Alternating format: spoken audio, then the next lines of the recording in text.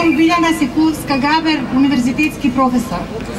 Вечерва имам едно писмо кое што го добив од еден мој пријател Владимир Арсовски, дипломиран електроинженер и фотограф, кој што ве поздравува сите. За жал не можеше вечерва да дојде, меѓутоа во негово име ќе го прочитам. Писмото се вика Lion to Lion или отворено писмо до Лиле Поповска.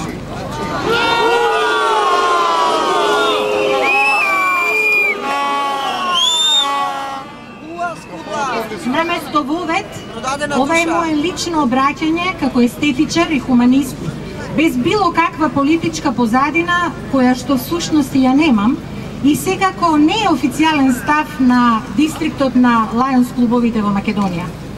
Би сакал писмово да го почнам нормално со почитувана Лиле, но за жал зборот ми застана во грло, па ќе продолжам да ти се обраќам по име, иако тоа се коси со моите скрупули. Лиле Поповска, деклариран хуманист, предводник на зелените, член на женското лоби и член на Лајонс клуб од 2002 година. За мене ти беше сето тоа, ама за жал до вторникот, кој дојде после црниот понеделник. Во тој вторник ти ја даде најгроморозната изјава што воопшто може да ја замислам. Без нималку скрупули пред целата јавност ти застана во одбрана на тепачите, на претениците, кои што се луѓе, мажи и жени.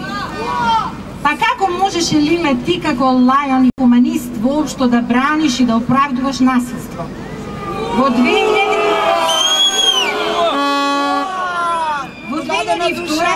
ти се заколна дека ќе служиш, тоест ќе им помагаш на ранливите и безпомошните, што е водечка нитка на секој искрен член на елонизмот. Лажка! Па за која цена тие изгази својата хумана заклетва? За која цена го продаде хуманизмот? Згоре на се, што е најгрозно, за да го оправдаш малтретирањето на своите колешки жени, пратенички, изјави дека и мажите и жените се еднакви пред законот и пред уставот. Лиле, каде ти беше умот? Па зарем заборави дека си пред се жена и мајка? Може би жените и мажите се исти пред уставот и законот, но секако не се исти пред створителот кој не направил различни. Лиле, жените ја имаат светата мисија да носат на свет нов живот. Како воопшто можеше да застанеш во одбрана на тепачи на трудни жени?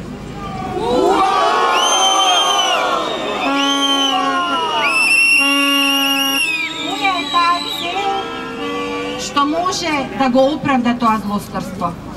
За жал, јас и ти повеќе не можеме да бидеме заедно членови на лајонизмот во Дистрикт 132, кој што ја представува Република Македонија.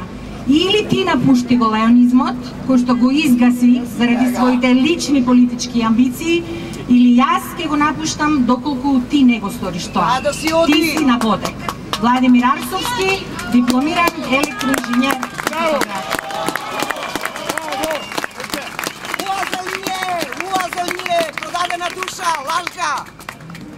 Му благодарам на Нано Ружин за научарите, што ми ги даде да можам да го прочитам. Јас се согласувам со кажаното во името на членство во женското лоби.